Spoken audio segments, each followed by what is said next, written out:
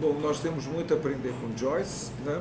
Porque, por um lado, né, o que é evidente, né, com Lacan, que, por um lado, eu acho que tem o caso Joyce, que eu acho que a gente tem que entender do que se trata esse caso Joyce e como Lacan usa esse caso Joyce, como ele mesmo diz, né, para fazer avanços na psicanálise, e tem o que Lacan aprendeu em Joyce e que é generalizável para todos em termos da própria estrutura psíquica, da própria articulação do inconsciente, da questão da fala, né, da escrita, e que traz aí, né, algumas questões interessantes que eu vou começar a abordar hoje, e também da questão do corpo, trazendo significantes novos, né, que a gente teria que entender melhor, como esse tal de escabô, né, o escabelo, a questão do que chama, né, do que ela chama o dízimo, que eu acho que é muito parecido com o que é o dízimo, né, para a gente também, e várias outras questões, né, né, que merecem que a gente vá, essa é a minha proposta nesse seminário que eu pretendo continuar, o tempo que for, né, de ir trabalhando a obra de Joyce, né, vocês veem que eu estou indo bem devagar, foi só até o primeiro capítulo do retrato, né, de um artista quando jovem, né, e eu queria realmente que vocês trouxessem o livro, né, hoje eu vou abordar o segundo capítulo, que é fundamental, porque não adianta a gente ler o seminário 23 de Lacan sem você ler Joyce. Não tem como. Não tem como, as referências, entende? Aí a gente vê o que ele faz com essa leitura e o que ele inventa, podemos dizer, para a psicanálise, o que ele, né, apreende de Joyce. Então é fundamental a gente entender essas, né, essas articulações, né? Então tem algumas coisas que eu acho que a gente, né, eu já vim falando ao longo desse semestre, né, e pretendo continuar o semestre que vem, né, que são algumas posições que Lacan apreende, né, e que nós podemos aprender de Joyce, né, como sujeito, né, em relação naqueles 3 pontos, né, que eu já anunciei: a família, a Irlanda e a igreja, né, das posições dele como sujeito em relação, podemos dizer, a essas figuras do outro, e mais a língua, né, em relação com a língua, né, e não é à toa que é no momento em que Lacan está desenvolvendo a questão da língua que ele encontra Joyce, ou vice-versa, não importa muito bem, né? E o que vai permitir, né, a Colette Soler, na segunda conferência, né, depreender aqueles 2 tipos de literatura: a literatura que é romantizada, onde nós encontramos le jouissance, o gozo do sentido, e uma literatura que não é romantizada, que seria da ordem do ilegível, ilegível como não sentido, né, que não é baseada no sentido e que tem um gozo fora do sentido, né? Então, né, o que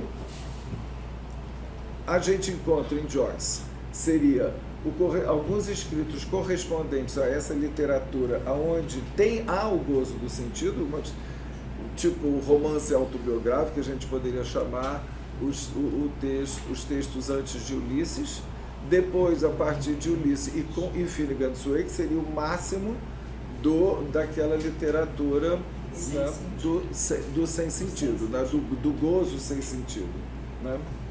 E que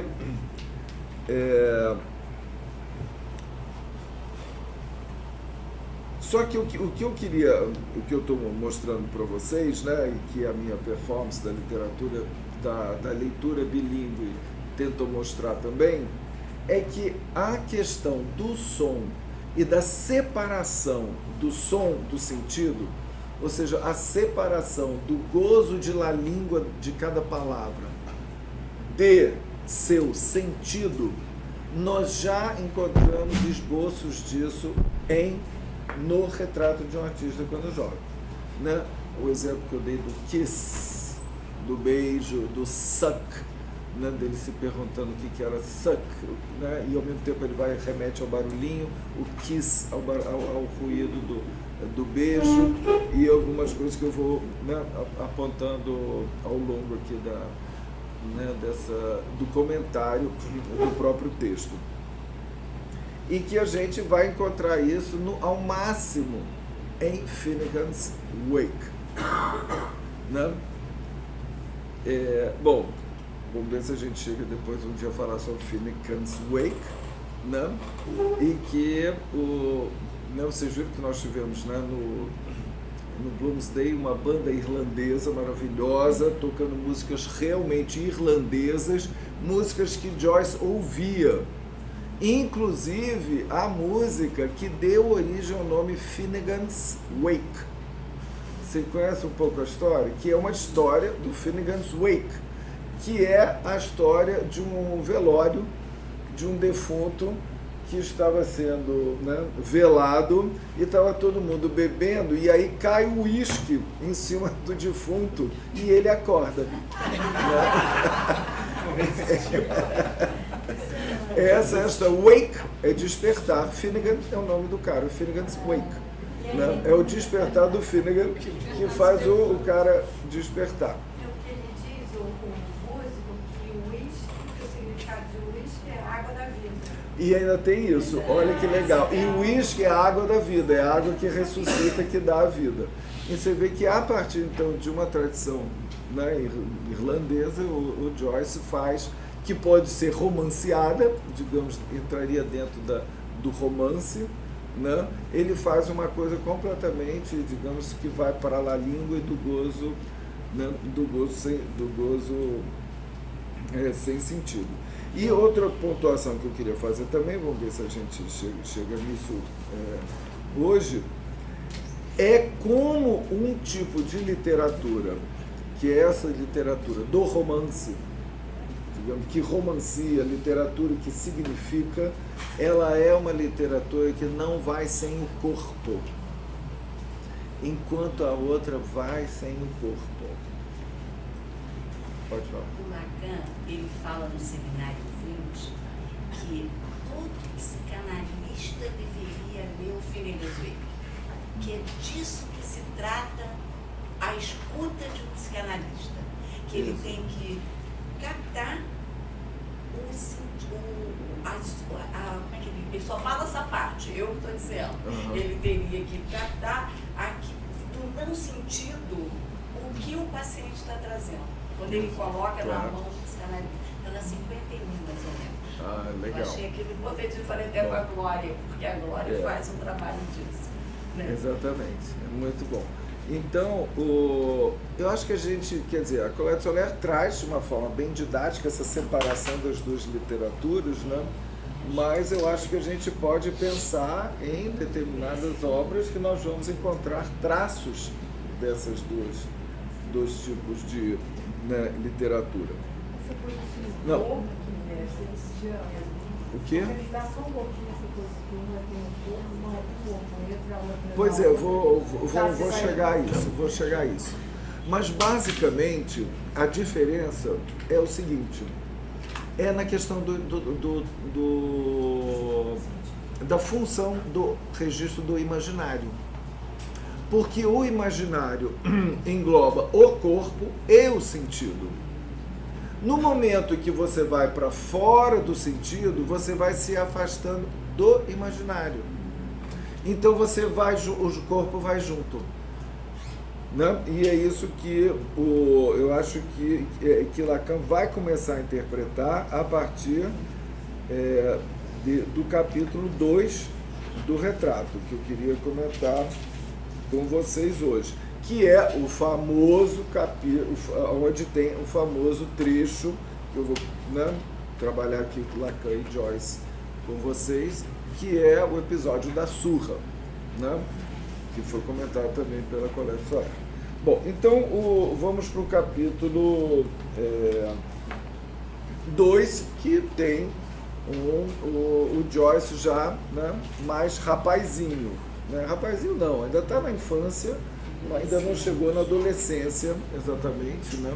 No capítulo 2 ele começa, né, na vaquinha Mu do Baby Tucu, ele era o Baby Tucu da vaquinha Mu, né, como começa, eu acho que vai de mais ou menos de 3 anos aos 20 anos, né, que cobre um pouco né, essa biografia dele. Né? Então, tem logo uma viagem que ele faz com né? Não, ele vai passear com o pai e o tio avô, né? E ele fala o seguinte, ele disse que tem palavras que os dois trocavam, ele, né, um menininho, eu com 2 adultos, né, os 2 adultos não dão a menor atenção a ele, os 2 adultos ficam conversando entre si e ele acompanhando. E aí ele diz que eles falavam, né? Aí eles estavam andando pela estrada, aí encontravam pessoas no meio do caminho, conversavam, trocavam ideia, fofocavam sobre a vida dos outros, não sei o quê e tal. E aí ele diz, falando, né, deles, cansando-se estrada acima ou parando em alguma decadente casa pública à margem do caminho, cujos donos falavam sem parar de assuntos dos seus corações, política irlandesa, lendas de família, assunto a que Stephen prestava ávida atenção. Aí fala, palavras que não compreendia. Palavras que não compreendia, repetia-as para si mesmo, até haver aprendido de cor. E era através delas que ele ia tendo vislumbres do mundo real à sua volta. Olha que interessante, como é a partir das palavras que ele não compreendia. Que ele não compreendia, mas ficava repetindo. Então, sonoramente, é isso que era a janela dele para o real. São as palavras. E podemos dizer o gozo das palavras que davam, né, um vislumbre do real. A hora em que também ele deveria tomar parte na vida desse mundo, parecia já desenhar-se próxima, e em segredo começava a se preparar para a grande parte que sentia estar à sua espera, e cuja natureza só obscuramente ele apreendia. Essa coisa de eu tenho uma grande missão que vem aí pela frente, né, é um aspecto que o próprio Lacan no seminário chama que é a questão do Redentor. Do Redentor, como ele se sente um Redentor. Eu posso até trazer isso a partir da próxima vez, né, que aparece mais em Stephen Hillary do que aqui. Que ele vai redimir as pessoas da sua hipocrisia, da sua banalidade, do seu senso comum, né, para dar mais, digamos, dignidade, né, e mais veracidade e tudo, né, a língua e as relações humanas e etc. Né, contra, como eu falei, né, contra o que ele chama do verdadeiro inferno, que é o mundo da evidência, que seria o mundo do senso comum. Eu falar uma coisa, eu achar que você está entendendo e nós concordarmos que aquilo ali é uma árvore, né, que isso, né, é aquilo que ele vai combater com aquelas armas que ele fala, né? O silêncio, a astúcia e o exílio. Bom, mas vamos lá. Aqui teria toda uma consideração a fazer também, uma pesquisa sobre o Conde de Monte Cristo, que volta muito, que é um exilado, um aventureiro, né? Que é uma identificação dele quando ele era criança, o Conde de Monte Cristo. E aqui já começa a aparecer, né, a decadência familiar e o fato que o seu pai não tem mais dinheiro para que ele continue em Clongowes, que é o colégio jesuítas, né, então ele é retirado do colégio, né, então começa a aparecer aqui a decadência familiar. E aí nós vamos entrar na sequência que importa, que é uma, eu colocaria aqui, onde que começa a sequência, que eu chamaria a sequência da confissão, que ele é chamado, instado a confessar. Então ele é primeiro instado a confessar o seu desejo sexual por uma menina, depois ele é instado a confessar qual é o seu gosto literário, e depois que ele transa pela primeira vez com uma prostituta, a confessar seu pecado mortal sexual. Então tem a primeira coisa, do confessar, né? Aqui no texto está escrito confessa, mas em inglês é admita.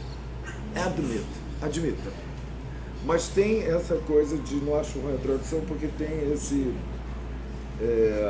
imperativo de confessar. E a primeira coisa é quando os colegas sacam que ele tem um interesse por uma menina. E que ele diz e aí eles sacam isso e dizem assim, agora nós te apanhamos. Você já não pode mais se fazer de santinho, tanto que 2 mais 2 são 4. Eu tenho introduzido essa cena na performance, e pega uma vareta e dá uma chicotada com uma vareta na barriga da perna do outro, do Steven, né? Assim, agora eu te peguei, você não pode mais se fazer de santinho, né? Tipo, você tem tesão, né? Também, pá! Né? E aí ele fica assim, dá outra bengalada, e para ele se safar dessa situação de bullying, podemos dizer, não? Tipo um bullying, né? O do Heron, né? Que Heron que faz isso, né? É engraçado que Heron, H-E-R-O-N, como está escrito, ao mesmo tempo vem de herói. Vem de herói. Agora eu também não sei, porque em hebraico significa montanha de força. De qualquer forma, é desse lugar que esse personagem, né, dá essa chicotada e que vai atrás dele, assim, ó. Né? O golpe fora por brincadeira, mas não tão levemente dado como o primeiro. Então doeu mesmo. Então aquela coisa assim, ele sentiu a pele arder e formigar superficialmente, quase sem dor. E aí ele começou a recitar o Confiteor. O Confiteor, que é, né, não sei se se usa mais, mas antes da confissão era feito na época, né, o Confiteor, né, que é uma oração padrão em latim de confissão. É onde tem, pelos deuses, pelo arcanjo, pelo não sei o que, eu admito minha culpa, minha máxima culpa, né? Em latim, mea culpa, minha máxima culpa. Então ele começa, né, quando você fala, admita, confessa, né, que você tem desejo sexual, né? Aí ele começa debochadamente, minha culpa, minha máxima culpa, não sei o que, e todo mundo acha engraçado aquilo, né? O episódio terminou bem, né? Pois tanto Heron como Wallace, que era o outro colega, riram indulgentemente ante a irreverência, né? Uma irreverência que para eles já era algo herético, né? Você usar o Confiteor, que é essa coisa assim, já tão sagrada, já é uma coisa herética. E a questão, né, da heresia continua. Ele se lembra de um ensaio que ele tinha feito, um ensaio escrito, né? E que isso é longamente, um longo tema no Stephen Hero, em que o professor Tate, professor de inglês, apontou o dedo para ele e disse vivamente diante de todo mundo: aquele aluno perpetrou uma heresia no seu ensaio. A primeira vez que ele é apontado como herético, né? E aí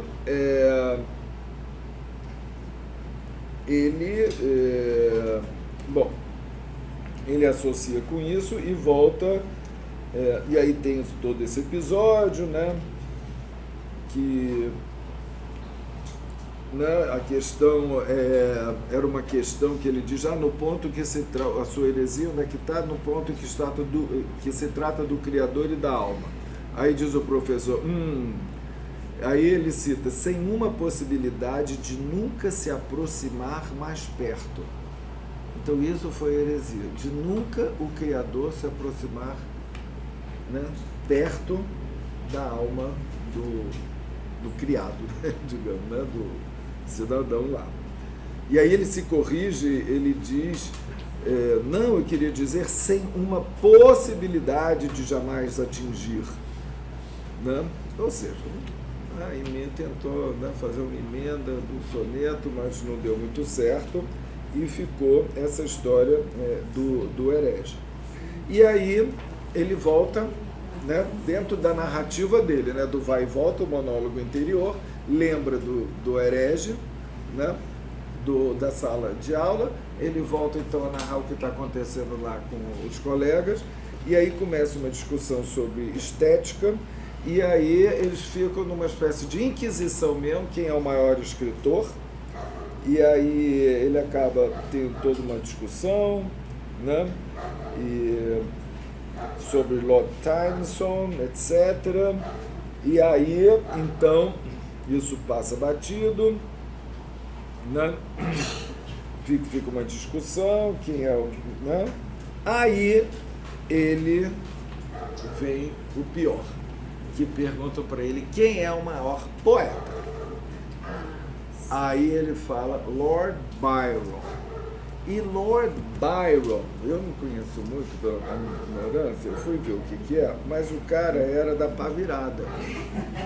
Ele era um poeta, um escritor maravilhoso, mas teve uma vida muito da pá virada e, assim, ele era bissexual, ele era um dandy, assim, jogava, né?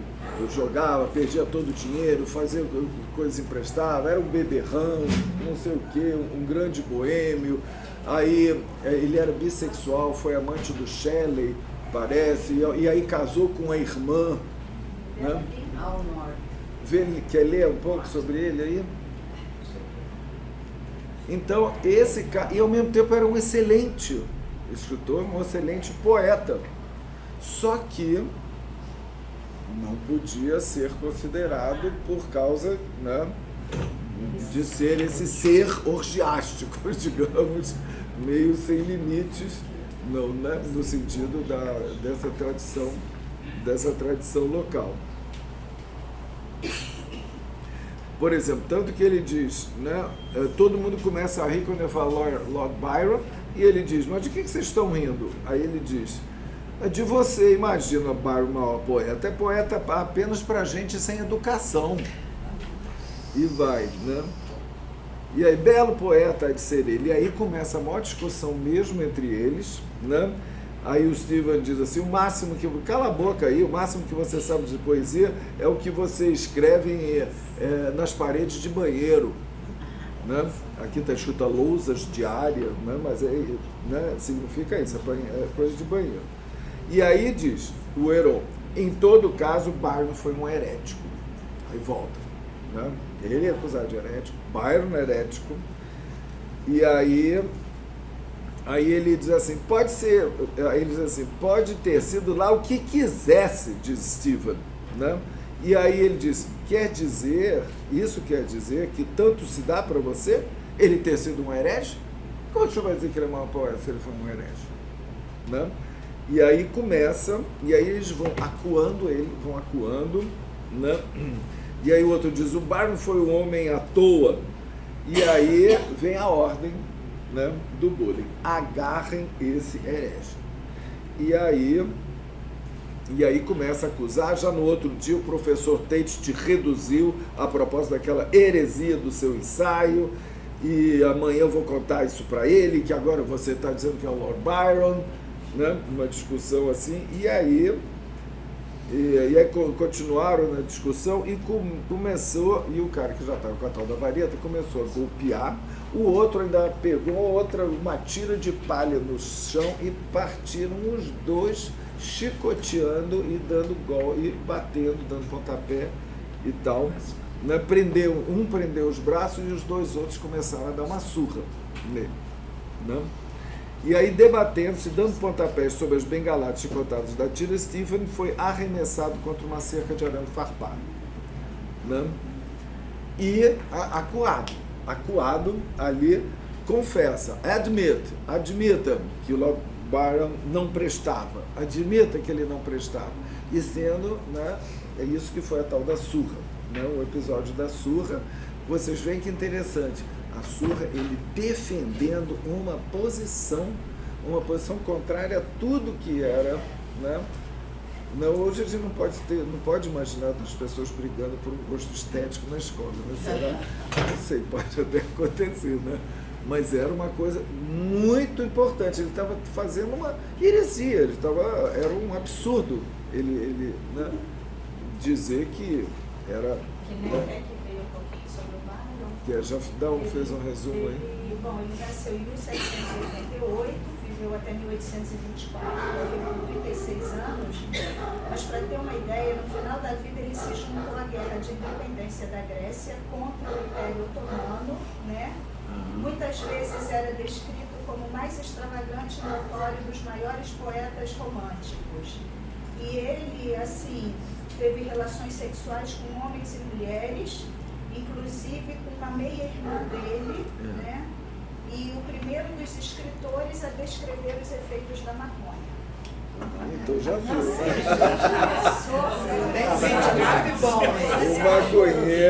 O maconheiro militante, bissexual, incestuoso, farrista.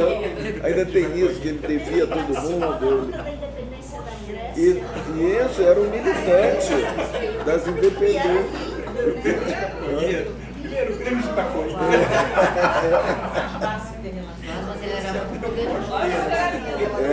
E era um bonitão.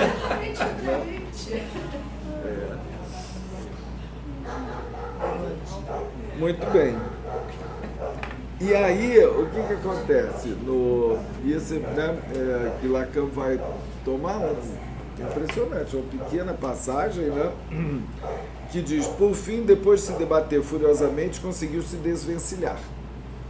Seus algozes foram-se pela estrada do Jones, rindo, escarnecendo, enquanto ele, meio cego pelas lágrimas, tropeçando, segurando os punhos, atordoado pela dor e soluçando. Aí vem, né, o que, digamos, a subjetividade dele em relação a isso que acabou de acontecer, que é isso que Lacan vai aprender.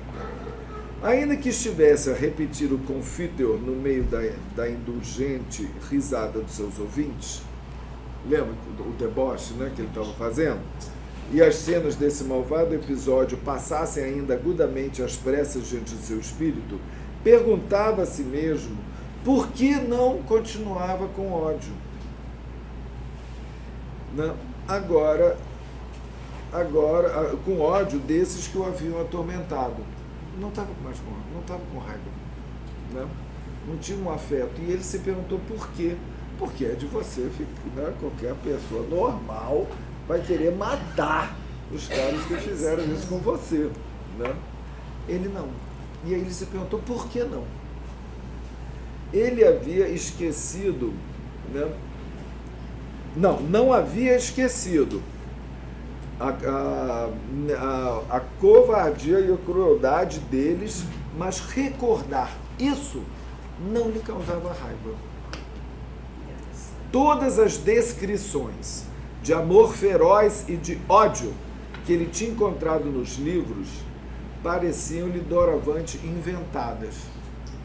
Ou seja, ele comparava aquilo com o que ele sofreu, né? Mas o afeto não veio junto. O afeto que poderia corresponder a essa cena. E aí vem, né, mesmo naquela noite em que voltara para casa cambaleando pela estrada do Jones, tinha sentido que certa força o despojou dessa súbita onda de raiva tão facilmente, a inventar a famosa comparação, como um fruto é despojado de sua mole casca madura. Né?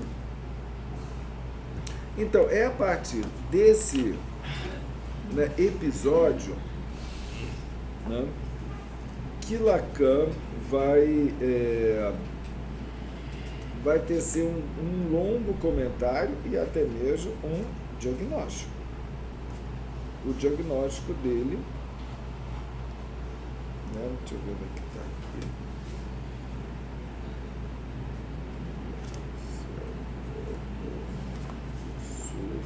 Página 145. 145, né, do seminário 23. Ele disse aí que Lacan vai aproveitar esse episódio e fazer um desenvolvimento sobre a questão do corpo, 145. Né? Ele diz, a propósito de Tennyson, de Byron, de coisas referentes a poetas, ele encontrou colegas para prendê-lo, né, para jogá-lo contra uma cerca de arame farpado e dar nele uma surra. James Joyce, uma surra. O colega que dirigia toda a aventura era um tal de Heron, termo que não é diferente, posto que é o Heron. Esse Heron, portanto, lhe bateu durante um certo tempo, ajudado por alguns outros colegas. Depois dessa aventura, Joyce se interroga sobre o que fez com que, passada a coisa, ele não guardasse rancor. Exprime-se, então, de um modo muito pertinente, tal como se pode esperar dele, pois quero dizer que ele metaforiza sua relação com o corpo. Constata que todo o negócio se esvaiu como uma casca, diz ele. O que nos indica isso, senão alguma coisa concernente em Joyce, a relação com o corpo, relação já tão imperfeita em todos os seres humanos? Isso é bom para o nosso trabalho aí sobre o corpo, no que ele vai avançar. Quem sabe o que se passa no seu corpo? Eis aí uma coisa extraordinariamente sugestiva. Para alguns chega a ser o sentido que dão ao inconsciente. Entretanto, se há alguma coisa que tem articulado desde o princípio com cuidado, é que o inconsciente nada tem a ver com o fato de um monte de coisas ser ignorado quanto ao seu próprio corpo. Né? O fato de que o corpo, acontece coisas no corpo que a gente desconhece, não sei o que, não é isso no inconsciente. Né? Isso é biologia, fisiologia, etc. Isso que o Lacan está querendo dizer. Quanto ao que se sabe, ele é de natureza bem diferente mesmo. Sabe-se um monte de coisas provenientes, né, de quê? Do significante.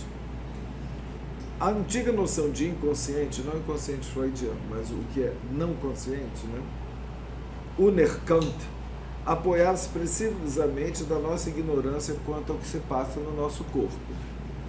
O inconsciente de Freud é justamente a relação entre um corpo que nos é estranho e alguma coisa que faz círculo, ou mesmo reta infinita, que é o inconsciente.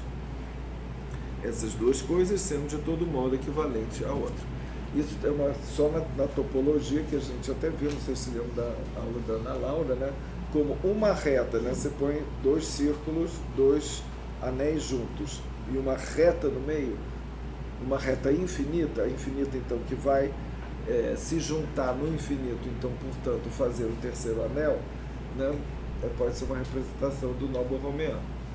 Então, é isso que Lacan está se referindo aqui, né? Como uma referência à topologia.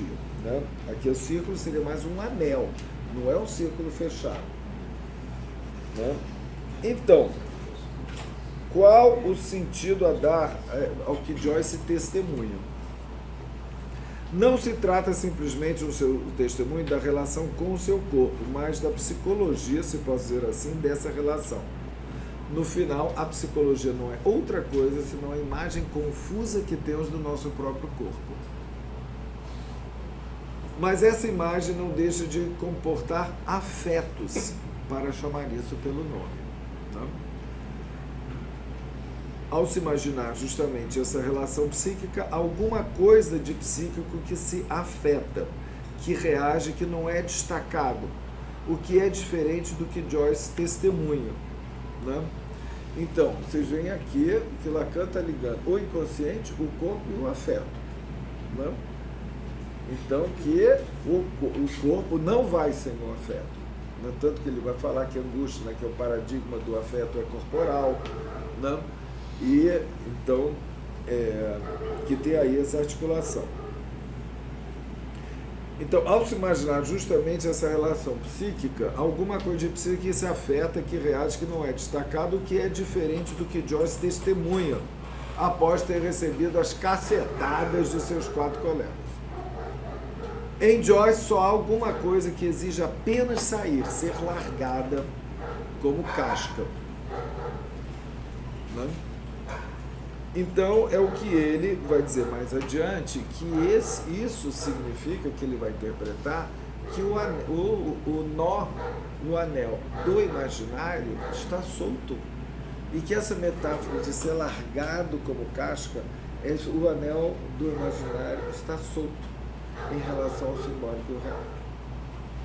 Não? Porque ele vai dizer aqui.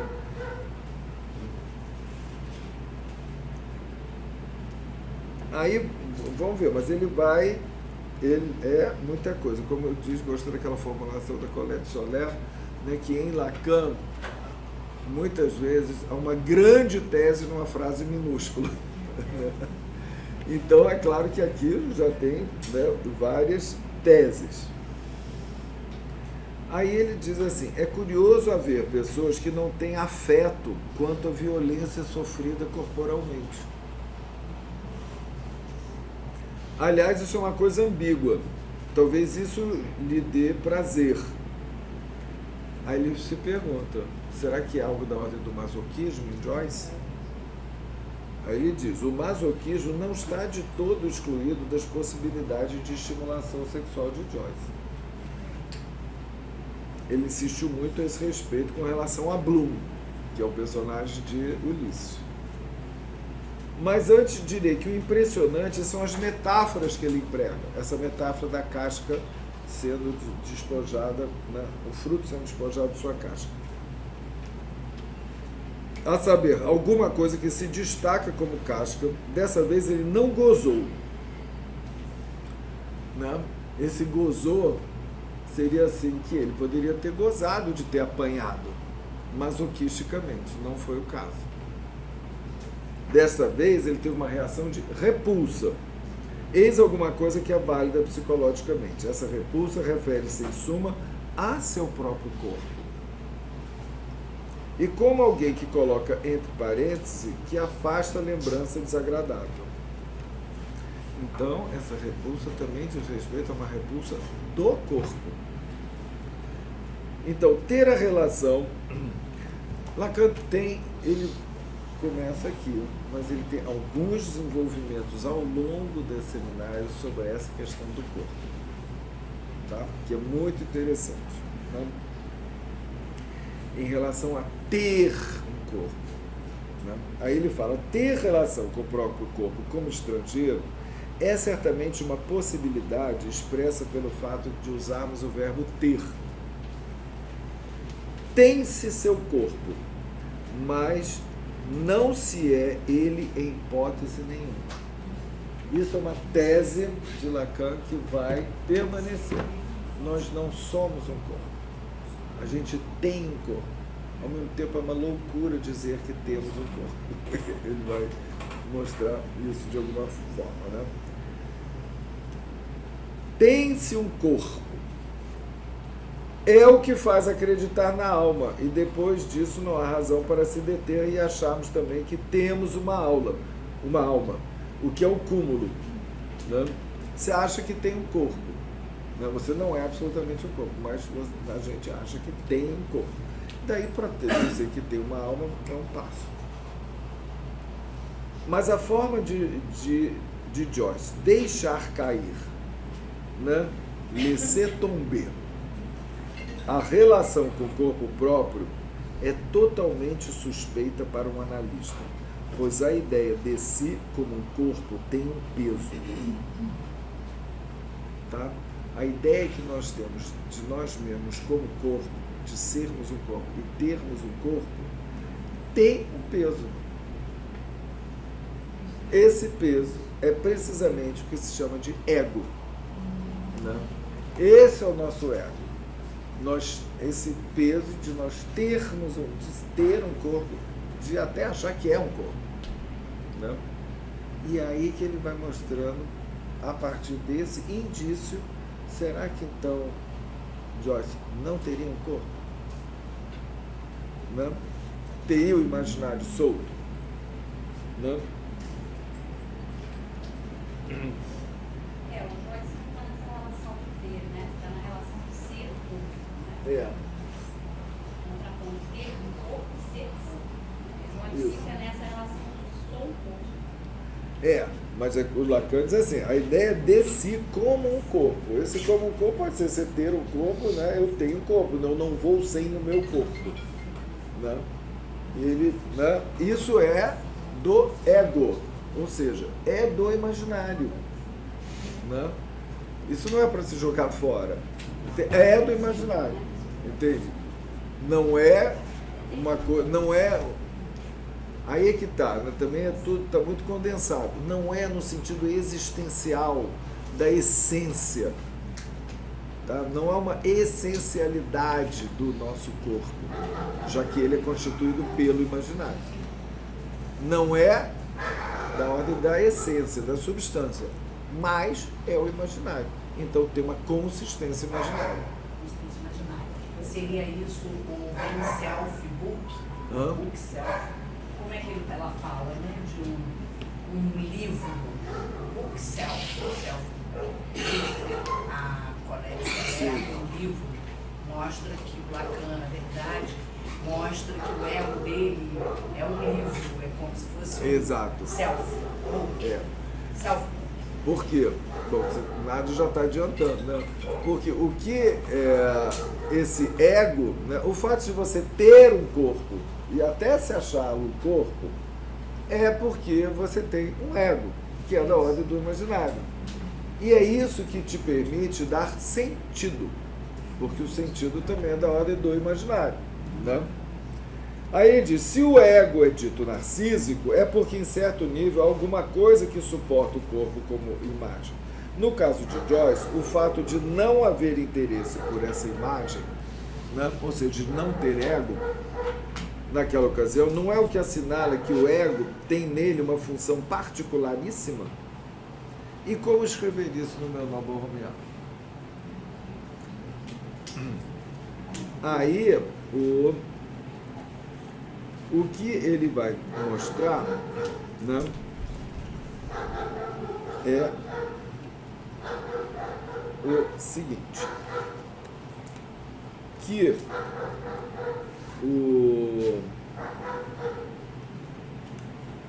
vamos ver se eu consigo demonstrar aqui para vocês o que ele está querendo dizer. Eu vou ter que primeiro fazer isso aqui. Aqui é o real, eu vou chamar um pouquinho. Aqui, peraí, deixa eu ver se esse aqui é o simbólico. Tem que ir aos poucos.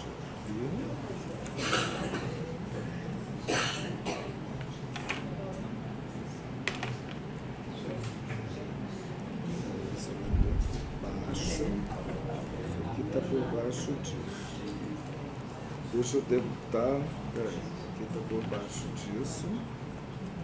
Aí vem isso aqui, que é o imaginário. Faz aqui.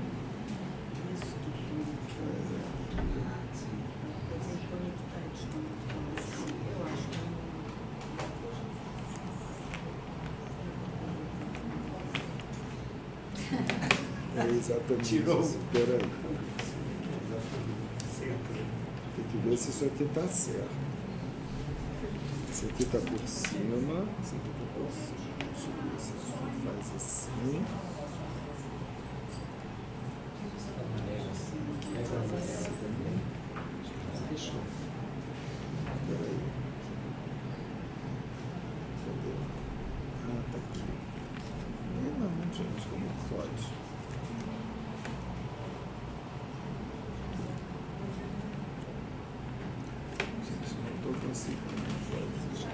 Ai, peraí, aqui.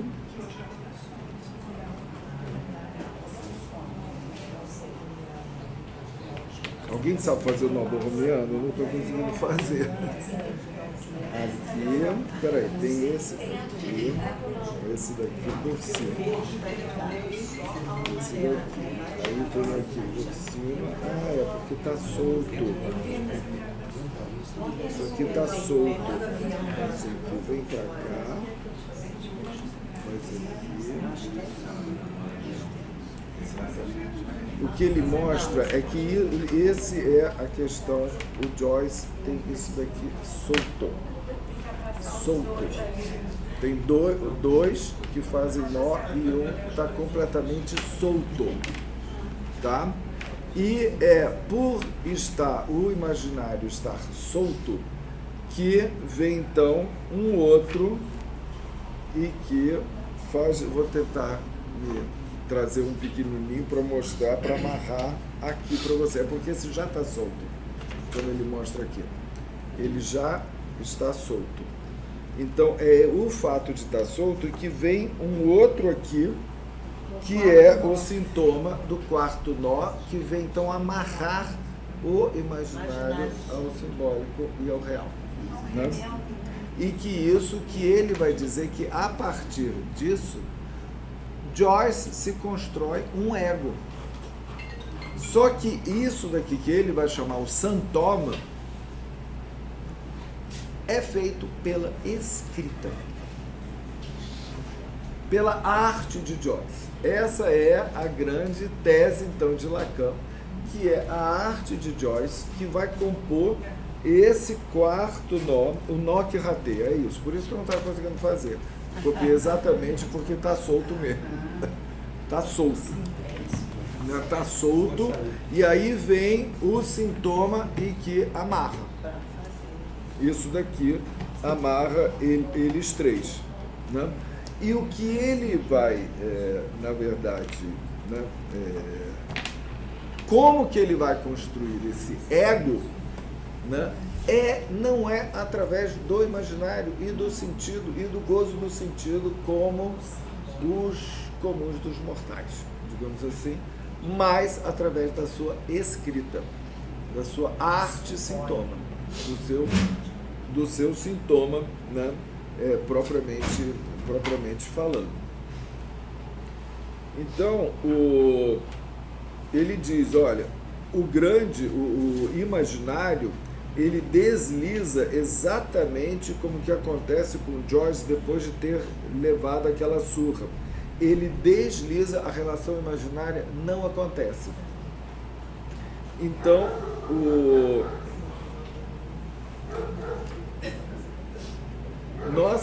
né, o que ele diz?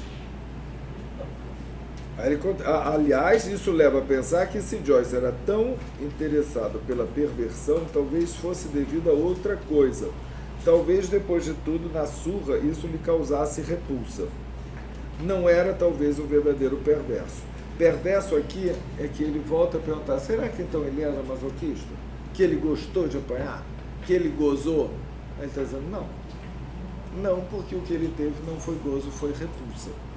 Né? Então não era o verdadeiro perverso, que a gente poderia até supor pelas cartas a Nora e tal, mas Lacan descarta. Né? Ele descarta isso daqui. Aí pergunta, por que Joyce é tão ilegível? Né? Coisa que a Colette Soler se pergunta, né? E que desenvolve, né? Como desenvolveu muito bem, né? Nas conferências dela. Né? Que tem, meu Deus do céu, raios que me partam, essa história com a questão da escrita. Né? Estou tentando pensar qual a relação. Né? Lacan parte direto, ele acaba de, né, dar a hipótese diagnóstica dele de Joyce, ou seja, o imaginário não está articulado, está solto, na hipótese diagnóstica, e ele diz, por que ele é tão ilegível? Aí ele diz, é preciso fazer de tudo para imaginar por quê. Talvez seja porque não evoca em nós simpatia alguma. Mas, nessa nossa questão, será que alguma coisa não poderia ser sugerida pelo fato patente de ele ter um ego de uma natureza bem diferente? Primeira hipótese, ele não evoca simpatia. Bom, para mim evoca, mas talvez foi. Ou seja, mas ele está falando de simpatia, tipo identificação ego com ego, né? Tem alguma coisa nesse ego que passa pela escrita dele que não provocaria simpatia, né? Mas tem, ele diz assim, precisamente no momento de sua revolta, esse ego não funciona, não prontamente, mas apenas um tempo depois, no momento em que Joyce testemunha não manter mais nenhum reconhecimento, se posso assim dizer, por quem quer que seja devido à surra que recebera. Né? O que ele está dizendo aqui? O sujeito corta qualquer reconhecimento na relação imaginária dele com os colegas. Né? Não só ele despreza, né? Como, né? corta completamente. E aí, Lacan não desenvolve esse ponto, ele deixa isso aí. Ele vai dizer, examinem o nó. Nada mais comum de imaginar que esse erro, essa falha, esse lapso, então o que é o diagnóstico de Lacan? É que é um lapso das 3 dimensões, dimensões, real, imaginário, simbólico, em Joyce, e esse lapso é o lapso do nó de amarrar o imaginário. O imaginário não está amarrado para fazer um ego. Por que não poderia acontecer de um nó não ser borromiano, dele ratear? 1000 vezes errei no quadro desenhando o nó. Pois bem, o que sugiro é supor agora uma correção desse erro. Então, nessa lição fundamental que ele vai propor essa hipótese. Eis exatamente o que se passa e onde encarno o ego como corrigindo a relação faltante, a relação faltante. Ou seja, que no caso de Joyce, não inoda borromianamente o imaginário ao que faz cadeia com o real e o inconsciente.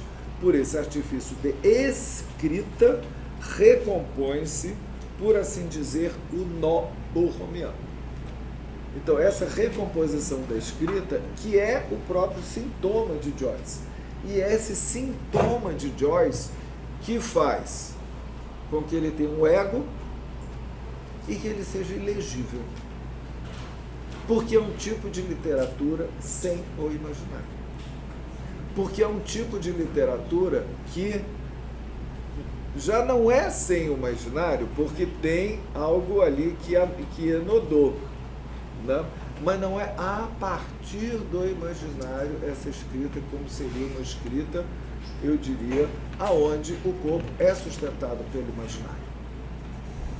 Então vemos aí a relação que é estabelecida entre o que é, se o imaginário se esvai, vai embora o corpo e o sentido. E é por isso que fica ilegível. Não? Aí fica claro por que é ilegível.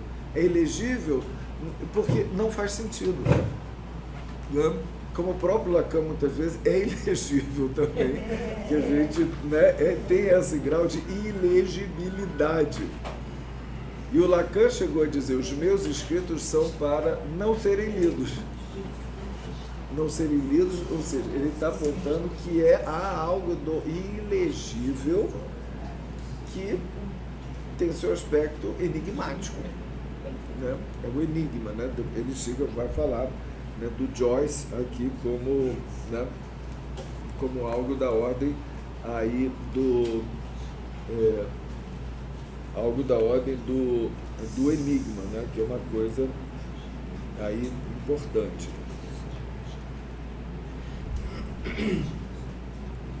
Olha aqui. Voltemos um pouco atrás e ver o que Lacan fala ainda sobre o corpo nesse seminário, né? Para nós aí que vamos fazer uma jornada, né, sobre o corpo. Está na página 64. Ele fala do amor próprio. O amor próprio é o princípio da imaginação. O falacer adora seu corpo porque crê que o tem. Na realidade, ele não o tem, mas seu corpo é a sua única consistência mental. É claro, pois seu corpo sai fora a todo instante. Já é um grande milagre que ele subsista durante o tempo de sua consumação, que é, de fato, pelo fato de dizê-lo inexorável. O corpo, de certo, não se evapora, e nesse sentido ele é consistente, né? Consistente no sentido da consistência imaginária. É preciso o que é antipático, é precisamente o que é antipático para a mentalidade, porque ela crê nisso, né? Ela crê, a nossa mentalidade, ter um corpo para adorar. É a raiz do imaginário. Então, você vê que o Lacan é ambíguo, né? A gente tem que entender, porque ele diz, a gente não tem um corpo, a gente acha que tem um corpo, mas é importante a gente achar que tem um corpo, porque isso tem um peso, gente. Não é se desprezar o ego, né? Porque se você não tiver, é pior. Né? Que ele não está falando, mas a gente subentende que é o caso do psicótico, né? Até, né, já aquela mulher que fez a transcrição aqui, né, desse seminário, fez uma nota, né, que não posso discordar, que esse deixar cair, né, que a gente falou do corpo, esse laisser tomber, entende? É muito, se refere a algo do deixar cair também do Schreber. Quando ele é deixado cair por Deus no delírio dele, que o corpo se fragmenta, né? Então é claro que a gente escuta a psicose o tempo todo aqui, né? O tempo todo, porque se ele não é né? Se não há essa estruturação do real simbólico imaginário amarrado pelo sintoma nome do pai, não tem outros arranjos. Quando acontece isso, que é o caso, podemos dizer, né, do neurótico, né, o imaginário é o imaginário do corpo e o imaginário do sentido. Quando, no caso de Joyce, não quer dizer que todos os psicóticos tenham esse tipo de amarração. Pode ser que o imaginário real esteja junto e o simbólico, né, não vai embora, que eu acho que mais casos de esquizofrenia que a gente pode pensar, né? E outros em outro tipo de amarração, né? Mas no caso do Joyce, é o imaginário que se vai. Então, por isso que é, ao mesmo tempo, uma boa ocasião de se trabalhar o quê? O corpo. É a questão do sentido. Né? Por isso que Lacan volta dessa maneira, a ponto de dizer, né, que ele se construiu um ego sem o imaginário. De outra forma. Um ego como sintoma. Isso é muita novidade em Lacan, né? O fato de você poder até fazer uma espécie de corpo sem o imaginário, porque ele não está se fragmentando o tempo todo, né, Joyce? Né? Como pessoa parece, né? Então, é uma outra forma. Então, voltando à página 64. Né, o corpo, de certo, não se evapora, como o de Joyce se evaporou, nesse sentido, né? Em termos de afeto, com essa metáfora que ele usa da casca que se despoja. Então diz, é a raiz do imaginário. Eu não vou nem falar a frase seguinte, porque é incompreensível, também tem 1000 teses, né, numa frase minúscula. Mas queria, né, acentuar isso daqui. Então, o que é interessante nessa história da literatura, né, é a diferença desse tipo, voltamos, né, no início, esse tipo de literatura que inclui o imaginário, que é feita com o corpo, né, que é feita a partir da historieta familiar, do romance, etc., que inclui o corpo e inclui o imaginário, diferente de uma outra literatura, que é essa literatura, né, mais baseada no gozo de la língua, no gozo fora do sentido. É a diferença entre o gozo do sentido, né, e um gozo fora do sentido que acontece. Então, isso é interessante porque a gente vai poder tentar pensar como esse ego se constitui em outros casos, podemos dizer, de fora-clusão, né, que não seja a partir do imaginário, e que é possível uma reconstituição do ego a partir de um quarto nó que venha em suplência ao sintoma nome do pai. O nome do pai, né, do neurótico. Aqui, deixa eu ir um pouco mais adiante aqui né, no capítulo 2, que é Bom, antes disso, alguma pergunta? Que aí eu vou mostrar para vocês o que acontece logo depois desse episódio. Que Lacan não retoma, mas eu acho muito interessante. Alguma pergunta sobre isso? Imagino que vai. Mas vamos depois a gente retoma isso, né, e dessas articulações entre escrita e corpo. O que acontece? Ele volta a se lembrar do interesse dele por uma menina, para a tal da menina que começou lá no episódio da confissão, né? E de um momento que eles estavam ali num teatro e ele aproxima a mão dele e toca na mão dela. Né, roçou as pontas dos dedos de uma de suas mãos na palma, né? Ponta do dedo na palma, né? Mal a tocando de leve. Aí a pressão, e aí a menina agarrou os dedos dela. Mas a pressão dos dedos dela fora mais leve e mais firme. E de súbito, a recordação desse contato lhe atravessou o cérebro e o corpo como uma onda invisível. Né? Aí o menino já vem correndo, ele, né, isso ele está no estúdio, né, pensando, e aí está prestes para entrar em cena. Isso aqui prestes para entrar em cena nos bastidores, que, né, num teatro na escola, que ele vai se apresentar e tal. E aí aí vem o tal do Heron de novo, e dizendo assim, se fosse você não iria, depois daquilo que o professor fez com você, não sei o quê, né? E aí ele fala desse espírito da implicância, né? Essa implicância dentro da camaradagem, né? Que é a camaradagem, mas você vê que os camaradas foram que fizeram bullying, que espancaram e ficam sacaneando ele, isso faz parte da camaradagem, né? Que ultimamente vinha notando em seu rival, né? Porque esse era um rival, eles dois disputavam o primeiro lugar da turma, né? Esse Heron. E aí, olha o que acontece. De repente, ele começa a ouvir à sua volta as vozes. Eu não sei se isso é alucinação ou recordação, mas logo depois, nessa sequência, ele começa a ouvir vozes. Vozes depois vocês vão tentar interpretar. Ouvia à sua volta as vozes constantes de seu pai e seus mestres, incitando a ser um cavalheiro acima de tudo, a ser um católico. Essas vozes soavam falsas agora.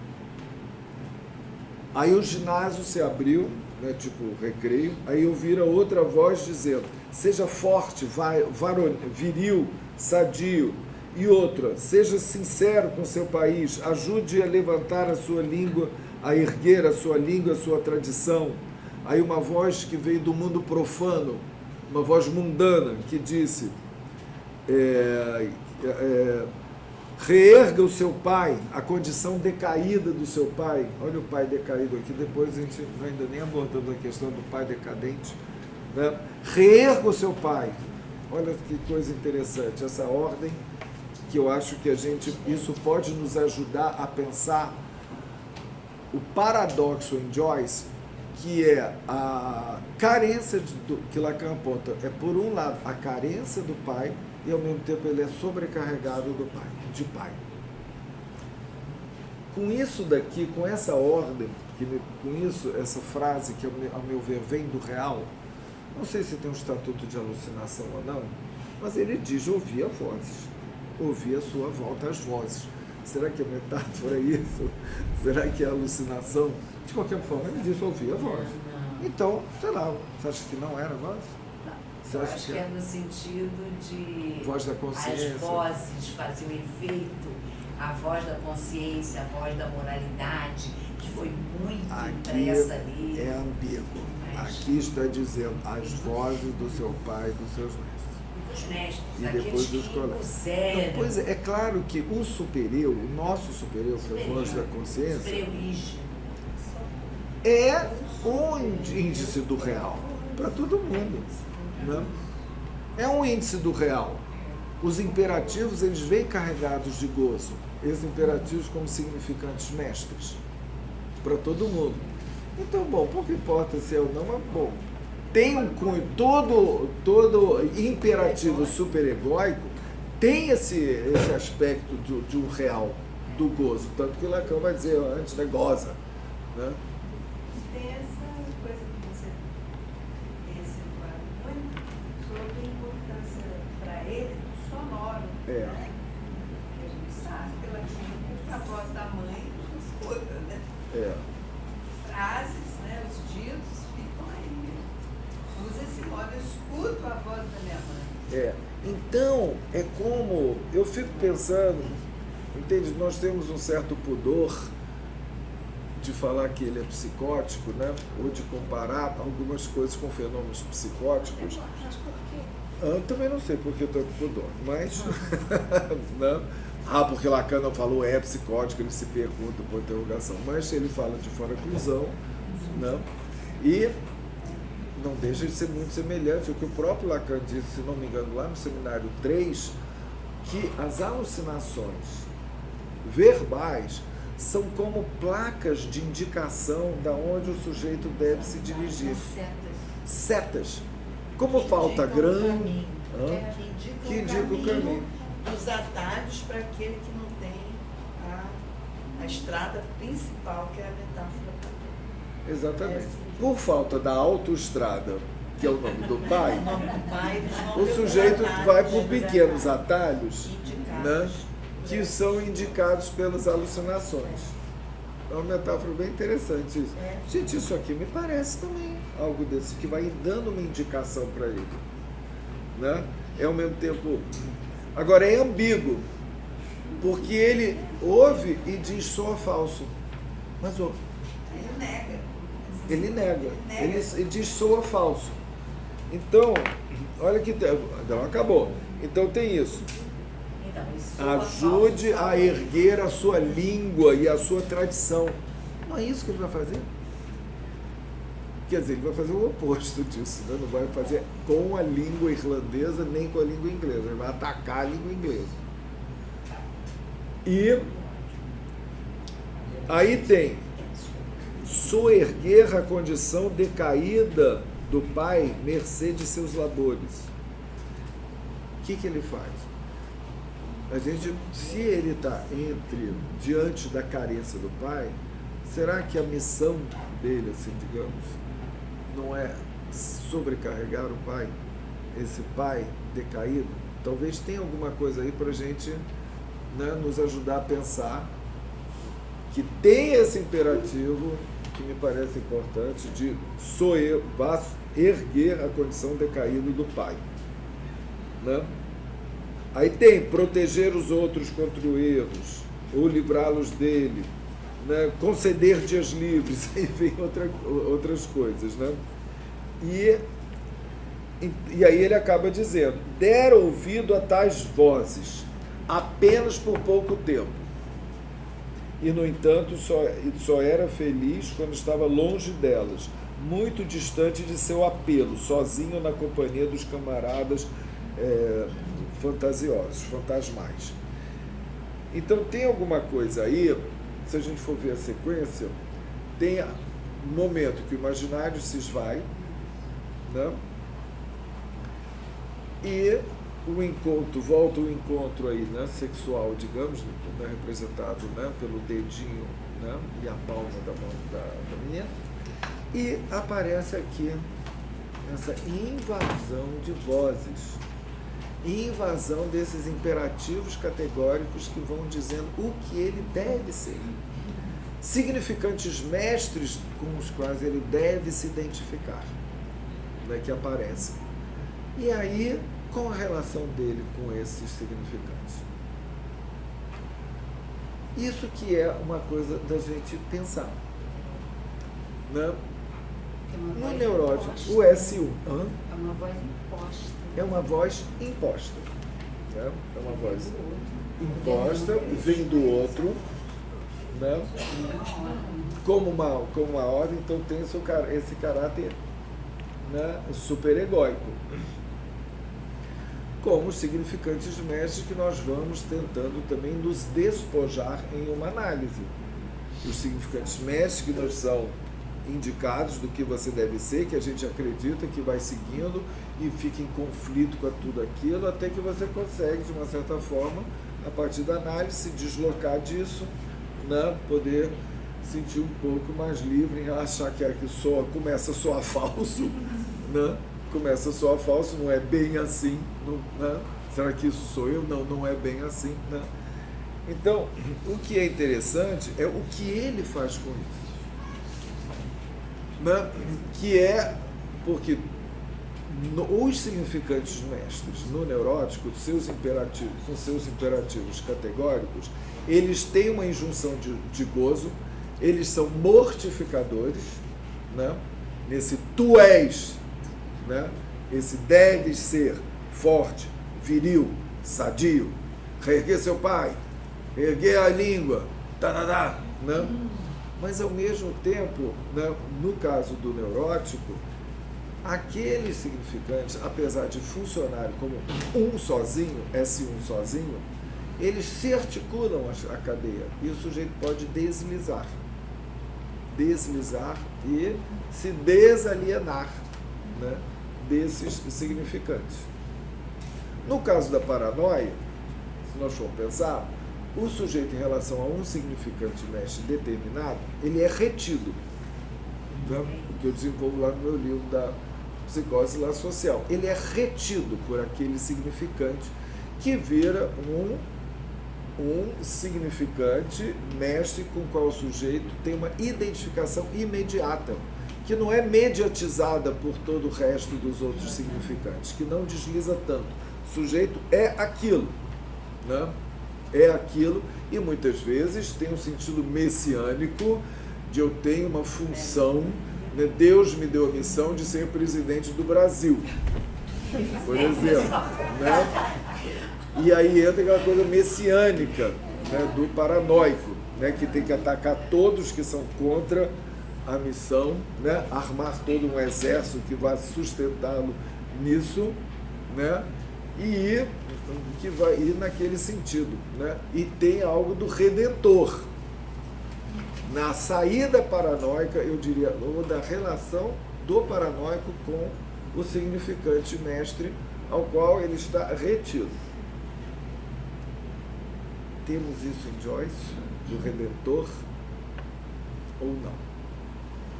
Né? É uma questão de ser o redentor, de ter revelação de ser o artista, podemos interpretar, isso é uma interpretação, de ter a interpretação de ser o artista que vai redimir, né, o mundo, vai redimir a hipocrisia, o mundo das evidências, que vai, né, Lacan se pergunta se tem algo do redentor, que eu não estou querendo dar o diagnóstico, mas seria talvez a relação com esses determinados significantes mestres aqui, que eu acho muito importante essa passagem. Não sei se vocês acham, mas logo depois que o imaginário se vai, ele tem isso. São esses significantes que vêm, né? Que vêm no, né? Diferente do esquizofrênico, né? Que não tem uma outra que tem também isso, porque é uma pulverização dos signos S1s. E o esquizofrênico não acredita em nenhum deles. soa falso. Gente, temos aqui essa característica também. Né? O discurso como do esquizofrênico, como diz Lacan, é pulverulento. Ele é pulverulento, que é uma palavra valesa que condensa pulverizador, pulverizante e ao mesmo tempo virulento. Né? Também encontramos algo disso em Joyce. Né? Principalmente com essa ambiguidade que vem aquela coisa assim, e ele diz, só ele der ouvido a isso, às vozes, mas por pouco tempo. O que é, né, uma interrogação, e ficava feliz, só era feliz fora dessas vozes. Então as vozes estavam ali, continuavam ali, mas ele podia se distanciar, podia sair um pouco aí, né, dessas vozes, né, um com o outro, né? E eu acho que isso, vamos deixar, né, assim alinhavado, né, que isso a gente pode articular com a epifania, né, de alguma coisa que ele ouve, destaca e escreve. É uma forma de você lidar, né, com esses, digamos, adventos do real. Uma saída, né? Uma saída. Uma saída, né? Dele escrever isso. Tá? Bom, eu vou parar por aqui e da próxima vez a gente vai pegar a viagem dele a Cork com o pai. E que é muito interessante. Cork é o nome da cidade que mora o pai. E Cork, vocês sabem o que é Cork em inglês? É rolha. É uma rolha. Então tem algo aí interessante que depois ele vai, de uma certa forma, brincar com isso, e vamos trabalhar, a partir daí a gente vai trabalhar também a questão da carência do pai, a função do pai no Joyce.